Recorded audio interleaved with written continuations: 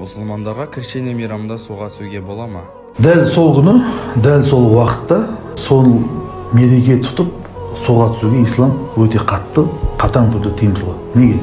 Перғауынның әскерінен Муса және оған ерушілер қашып келе жатқан жолда бір қауымның үлкен бір ағашқа табынып жатқанын қауымы көреді, Мусаға өтінішімен шығады.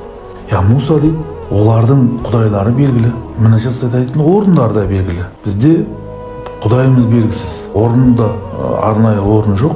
Сол себептен оларға белгілі болған секілді бізге де бір белгілі бір құдай не қылсаң жақсы болады ғой дейді. Сонда Муса алейхиссалам айтады, иннаху сунан дейді. Бұл дейді дұрыс жол емес, бұл адасқан жол дейді. Міне осы мысалдан шығаруға болады.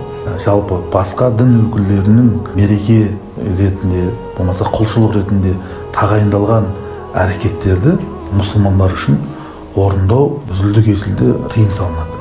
Сол себептен пайғамбар саллаллаху алейхи дейді, кімде-кім бір діннің, болмаса басқа мүлдем дінге қатысы жоқ кісілердің ойлап шығарған мерекелерін, болмаса құлшылықтарын еліктеп орындайтын болса, қияметте тірілген уақытта сол қауымнан болып тіріледі дейді.